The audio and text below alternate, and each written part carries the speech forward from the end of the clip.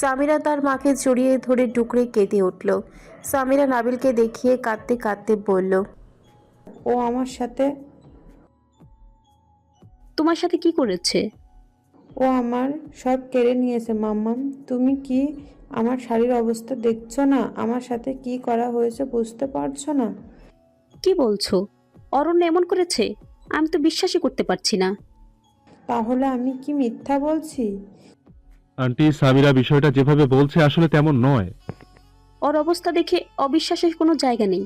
আমি তোমাকে এমন ভাবিনি। তুমি প্লিজ এখান থেকে চলে যাও। কি বলছো মা? ও চলে গেছে, আমার কি হবে? ওকে বলো আমাকে বিয়ে করতে।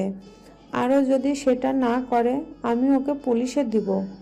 সামিরা, তুমি একটু বেশি বাড়াবাড়ি করছো। ওর কি করা উচিত তুমি বলো। আমি আপনাদের কি করে বোঝাবো আন্টি? কিছু কথা যে কারোর সাথে শেয়ার করা যায় না, কিন্তু সামিরা পুলিশ ডাকলে আমার সাথে কি ঘটবে তা শুধু আমি জানি।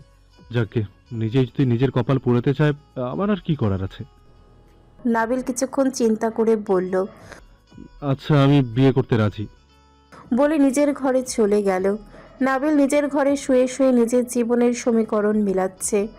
আচ্ছা, আমি তো খুন করিনি, তাহলে আমি কেন ধরে নিচ্ছি আমার লাইফ শেষ? এই মিথ্যা অপবাদ থেকে আমি নিশ্চয়ই মুক্তি পাবো। তাহলে সামিরাকে কেন ফিরিয়ে দেব? ও যেহেতু আমায় চায় আর আমারও ওকে ভালো লাগে, তখন ফিরিয়ে দেওয়ার প্রশ্নই ওঠে না। হঠাৎই নাবিল বাইরে ভাঙচুরের শব্দ শুনতে পেল। উফ, এই মেয়েটা এত ছেলে মানুষই কেন? বললাম তো বিয়ে করব, তাহলে আবার কেন ভাঙচুর করছে? কথাগুলি ভাবতে ভাবতে বাইরে আসলো, কিন্তু বাইরে আসার সাথে সাথে নাবিলের মেজাজ খারাপ হয়ে গেল।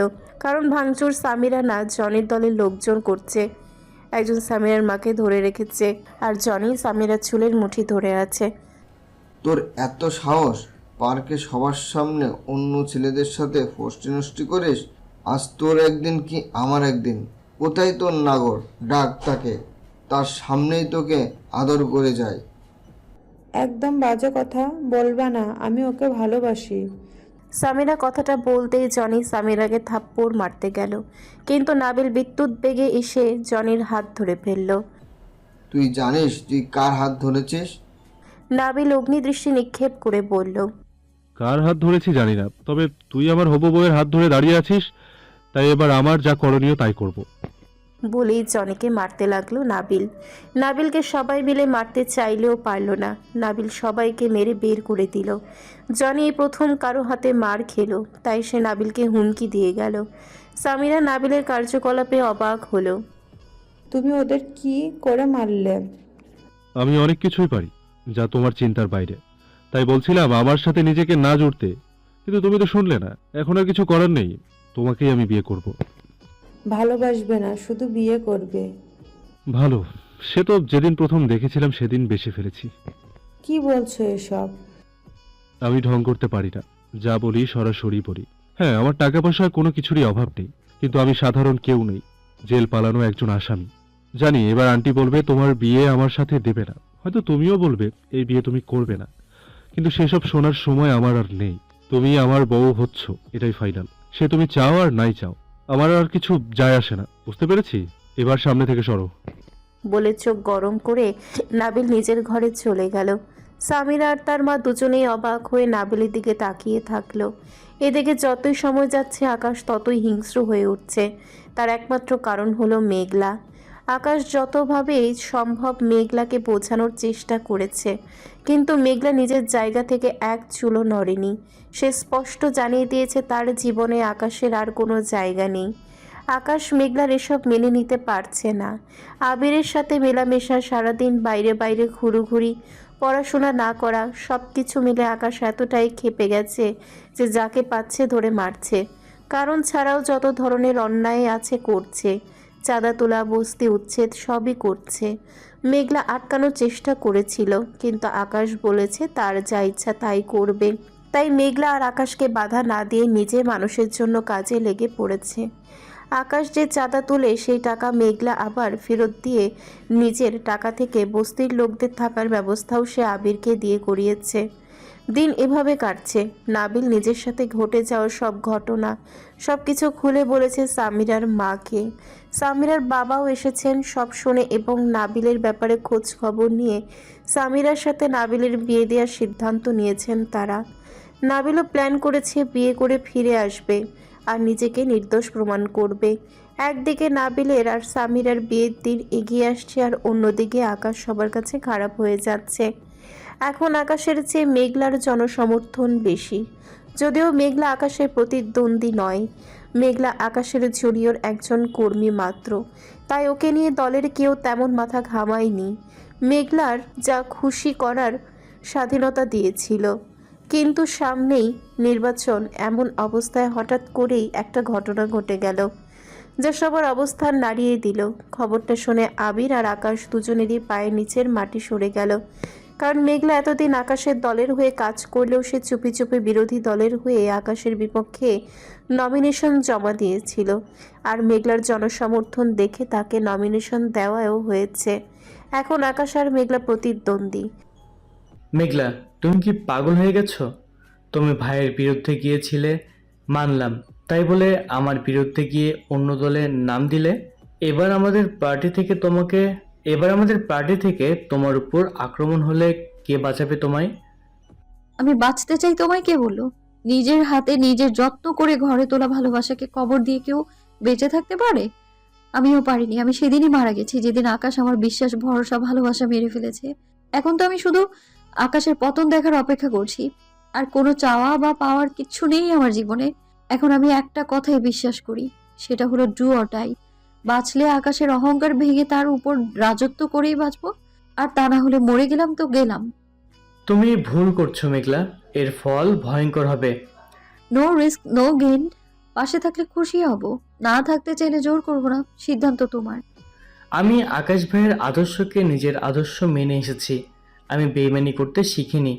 আমার মন চাইলেও আমি ভাইয়ের বিপক্ষ দলে যেতে পারবো না। তুমি ফিরে এসো মেঘলা, প্লিজ। এতদিন তোমাকে সাপোর্ট করলেও এখন আমি অনুরোধ করছি, নিজেকে এত বড় বিপদের মধ্যে টেনে নিয়ে যেও না। তুমি সামলাতে পারবে না। পানিতে ঝাঁপ না দিলে বুঝবে কি করে কে কতটা সাঁতার জানে? আমি যা করেছি ভেবে চিন্তেই করেছি। এই ঢেউ সামলে আমি তীরে ঠিক পৌঁছাবো। জয় আমার হবেই। হেরে যাওয়ার জন্য আমি এখানে আসিনি। আমি ভাইয়ার মুখের হাসিটা আজও ভুলিনি। আমি সেই হাসি আমাকে ঘুমোতে দেয় না। আমি আকাশকে কিছুতেই ক্ষমা করতে পারবো না। ওকে আমি বোঝাবো কষ্ট কত প্রকার, বেইমানের যন্ত্রণা কতটা অসহ্যকর। সব হারিয়ে আকাশ যখন সর্বশান্ত, তখন বুঝবে নাবিল তার জীবনে কি ছিল। আবির আর কিছু বলল না। আর কিছুদিন পরেই নির্বাচন। ইরা আকাশ প্রচারণায় ব্যস্ত, কিন্তু চারিদিকে মেঘলার জয়ধ্বনি। আবির আকাশের সাথে থাকলেও মেঘলার দিকে খেয়াল রাখার চেষ্টা করে। দেখতে দেখতে নির্বাচনের দিন এগিয়ে এসেছে, আর সেই নির্বাচনের দিনেই নাবিল সামিরার বিয়ে। তবে নাবিল এখনও মেঘলার কর্মকাণ্ডের ব্যাপারে কিছুই জানে না, তাই সে বিয়ে নিয়ে খুব খুশি। সামিরার সাথে তার ভাব হয়ে গেছে। নাবিল সামিরাকে মন প্রাণে ভালোবেসে ফেলেছে। নাবিলের ধারণা বিয়ের পর সে ফিরে এলে সব আবার আগের মতো ঠিক হয়ে যাবে। আকাশ মেঘলা দুজনেই রাজনীতি নিয়ে ব্যস্ত। আবির শেষ পর্যন্ত মেঘলার পাশেই দাঁড়ালো, আর আকাশের হয়ে কাজ করেছে ইরা। আর মাত্র একদিন বাকি নির্বাচনের। এদিকে সামিরার বাড়িতেও সাজ সাজ রব। নাবিল তার এক ফ্রেন্ডের কাছ থেকে টাকা এনে সামিরার বিয়ের সমস্ত মার্কেটিং করে দিয়েছে। সামিরার খুশি যেন আর ধরে না। জনিও কোনো ঝামেলা করেনি। আর সামিরার নাবিলের হলুদ সন্ধ্যা। সামিরা খুব খুশি, নাবিলও খুশি, তবে কোথাও একটু ঝামেলা আছে, তাই নাবিলের মুখে হাসি নেই। আচ্ছা, তুমি কি এই বিয়েতে খুশি নাও? সত্যি করে বলো আমাকে, কি তোমার পছন্দ না? আমি তোমাকে ভালোবাসি সামিরা, তোমাকে নিয়ে আমার কোনো ঝামেলাও নেই। তবে কি নিয়ে টেনশন করছো? যে খুন তুমি করনি সেটা নিয়ে চিন্তা করার কোনো মানে হয় না। সত্যি জয় একদিন হবেই। আমি সেটা নিয়েও ভাবছি না। তাহলে? জানো, এই অনুষ্ঠান আয়োজন দেখে আমার বারবার একটা কথাই মনে হচ্ছে। এই বুঝি আকাশ আসবে, এসে বলবে, দোস্ত তুই আমাকে রেখে বিয়ে করে ফেলছিস? তুই না বলেছিলি তোর বিয়েতে আমরা দুইজন ঠিক একরকম করে সাজবো? আমি বলেছিলাম জীবনের সবচেয়ে মজা তোর বিয়েতে করব।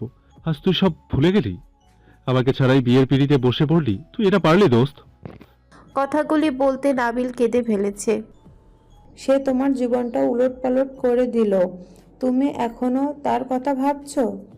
কি করে ভুলে যাব সামিরা? আমি যে সেই দলের নই যারা 99 দিনের কথা ভুলে গিয়ে একদিনের কথা মনে রাখে। আকাশ আমার বুকের একটা পাঁজর ছিল, আর সেটা এমনি এমনি হয়নি। আমার সকল বিপদে সবার আগে ছুটে আসতো আকাশ। আমাকে কেউ কিছু বললে আকাশ সহ্য করতে পারতো না। ছোটবেলায় একটা চকলেট খেলেও আমাকে ভাগ দিয়ে খেত। জীবনে যত অনুষ্ঠানেও গিয়েছে, আমাকে ছাড়া যায়নি। যখন মারামারি করে হাসপাতালে থাকতাম, আকাশ সারা রাত জেগে আমার পাশে বসে থাকতো। আজ কি করে সব ভুলে যাব? কি করে ভুলে যাব আকাশ নামের একটা ছায়া ছিল আমার? কি করে মেনে নেব সেই ছায়াটা আর নেই? জানো, ওকে আমি ক্ষমা করে দিয়েছি। ওর উপর আমার কোনো অভিযোগ নেই। আজ আকাশ এখানে থাকলে আমার যে কত ভালো লাগতো, কতই না মজা করতো আকাশ। সারা বাড়ি একাই মাতিয়ে রাখতো, আর আমার পাগলি বোনটা তো খুশিতে পাগলই হয়ে যেত। ওদের ছাড়া আমি বিয়ে করছি, ভাবতেই পারছি না। আজ তোমার সারা বাড়ি লোকজনে ভর্তি থাকলেও আমার মনের ঘর যে শূন্য সামিরা। তাই হাসতে চেয়েও হাসতে পারছি না। সামিরা, আমাকে একটু একা থাকতে দাও প্লিজ। ঠিক আছে, আমি চলে যাচ্ছি। আর দোয়া করি তোমাদের মধ্যে যে সব খুব তাড়াতাড়ি মিটে যাক। আমি তোমার মুখে হাসি দেখার অপেক্ষায় থাকবো নাবিল। আমি বিশ্বাস করি এত ভালোবাসা এখনই বিফল যেতে পারে না। আকাশ তোমার ভালোবাসা ঠিক বুঝবে, দেখো। নাবিল সামিরাকে জড়িয়ে ধরে কেঁদে ফেলল। সব খারাপের পেছনে নাকি একটা ভালো দিক থাকে। দেখো, সামিরা সব উলট পালট হওয়ায় বিনিময়ে আমি তোমাকে পেলাম। তুমি না খুব ভালো সামিরা। তোমার জায়গায় অন্য কেউ হলে রাগ করতো, অথচ তুমি আমাকে বুঝলে। আমি আমি যে ভাগ্যবান তোমাকে পেয়েছি। দেখতে দেখতে সন্ধ্যা গড়িয়ে গেল। নাবিল আর সামিরার হলুদ শুরু হবে সময় মতো। বেশ উৎসবের সাথে গায়ে হলুদ হয়ে গেল। সামিরার সব ফ্রেন্ডরা মিলে অনেক মজা করেছে, নাবিলও অনেক মজা করেছে। অনুষ্ঠানের শেষে সবাই মিলে আড্ডা দিচ্ছিল, কিন্তু হঠাৎই নাবিলের চোখ গেল পাশের রুমের টিভির পর্দায়। আর নিউজটা কানে আসতে নাবিলের উদয় হাসি মুখ নিমিষেই কালো হয়ে গেল। নাবিল ছুটে গেল টিভির রুমে। টিভিতে ব্রেকিং নিউজ, আগামীকাল অনুষ্ঠিত হতে চলেছে দলের অভ্যন্তরীণ নির্বাচন, যাতে থাকছে 12টি পদ এবং প্রতিটি পদের বিপরীতে 2 জন করে মোট 24 জন অংশগ্রহণ করতে চলেছে, যার মধ্যে প্রধান প্রতিদ্বন্দ্বী আকাশ চৌধুরী ও মেঘলা হুসাইন। এই আকাশ চৌধুরী বর্তমান ভারপ্রাপ্ত সভাপতি এবং মেঘলা সাবেক সাংগঠনিক সম্পাদক নাবিলের বোন।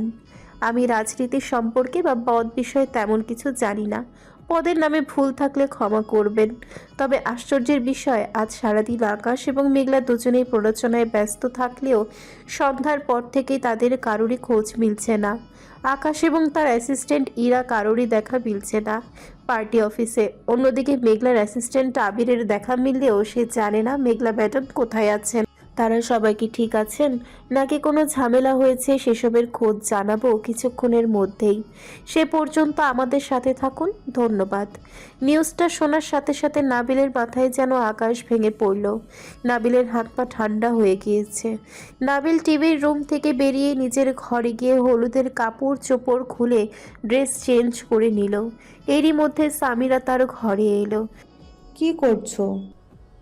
নাবিল বিচলিত হয়ে গম্ভীর গলায় উত্তর দিল, চলে যাচ্ছি। মজা করছো? না, সত্যি সত্যি আমি চলে যাচ্ছি। আমাদের বিয়েটা হচ্ছে না সামিরা। তুমি এসব কি বলছো নাবিল? বলছি না, যা ঘটেছে সেটাই দেখাচ্ছি। বলে নাবিল পা বাড়ালো। পেছন থেকে সামিরা নাবিলের হাত টেনে ধরল। না, তুমি এটা করতে পারো না নাবিল। আমি তোমাকে ভালোবাসি। তুমি আমায় কোথায় রেখে যাচ্ছ? আজ বাদে কাল আমাদের বিয়ে, আমাদের হলুদ হয়ে গেছে। এখন বিয়েটা ভেঙে গেলে আমি লোকের সামনে মুখ দেখাবো কি করে? তোমার বিয়ের অভাব হবে না সামিরা। আর জনিও হাসপাতালে আছে। ও যেহেতু এতদিন কিছু করেনি, আর কোনো ঝামেলা করবে বলে মনে হয় না। আর আমি চলে যাওয়ার পর মান সম্মান রাখতে তোমার বাবা মা তোমাকে ভালো ছেলে দেখে বিয়ে দিয়ে দিবে। তোমার জন্য এটাই ভালো হবে সামিরা। আমার সাথে নিজেকে জড়িয়ে কষ্ট পেও না। আর আমাকে আটকানোর চেষ্টা করে লাভ নেই সামিরা, আমাকে যেতে হবে। আমার মনে হচ্ছে আকাশ মেঘলা দুইজনই বিপদে আছে। আমি থাকতে ওদের কোনো ক্ষতি হতে দেব না। আর আমি কি কেউ নয় নাবিল? সত্যি তুমি আমাকে ভালোবাসোনি, কিন্তু আমি তোমাকে বেসেছি। বিশ্বাস করো, আমি তোমাকে ছাড়া থাকতে পারবো না। প্লিজ আমাকে ছেড়ে যেও না। ভালো তো আমিও বাসি সাবিরা, কিন্তু দায়িত্বের বেড়াজালে আজ নিজের ভালোবাসাকে বলি দিতে হচ্ছে আমাকে। আমি জানি আকাশ আর মেঘলা বিপদে আছে, ওদের রক্ষা করা আমার কর্তব্য। নাবিল সামিরার হাত থেকে নিজের হাতটা ছাড়িয়ে চলে যেতে লাগলো। কিছুটা দূরে গিয়ে সামিরার দিকে ফিরে তাকিয়ে নাবিলের ভেতরটা মোচড় দিয়ে উঠল। সামিরা দু চোখ বেয়ে নোনা জল গড়িয়ে পড়ছে। হাজারো না বলা কথার সাক্ষী দিচ্ছে তার কাঁপা কাঁপা ঠোঁট। কি করে এই মায়ামাখা মুখটাকে ভুলে যাব? আমি চলে যাওয়ার পরেই তো ওকে অন্য জায়গায় বিয়ে দিয়ে দেবে। আমি কি করে সেটা মেনে নেব? আর ওকে আমি নিয়েই বা যাব কি করে? আমি যে অনিশ্চিত ভবিষ্যতের দিকে এগিয়ে যাচ্ছি, সেখানে ওকে নিয়ে ওর জীবনটা নষ্ট করার অধিকার আমার নেই। তার চেয়ে ও নাই বা হলো আমার, অন্য কারোর কাছে সুখী হোক। নাবিল নিজের চোখের জল লুকাতে হট হট করে হেঁটে চলে গেল। নাবিল ফিরে এসে মেঘলাকে খুঁজতে শুরু করেছে। সে আকাশের সকল গোপন জায়গায় চিনে, তাই প্রথমে সেখানে খোঁজার চেষ্টা করলো। যদিও তার দৃঢ় বিশ্বাস আকাশ মেঘলাকে বিপদে ফেলেনি, বরং মেঘলা এবং আকাশ দুজনেই বিপদে আছে। কিন্তু নাবিল অনেক খুঁজেও আকাশ বা মেঘলার খোঁজ পেল না।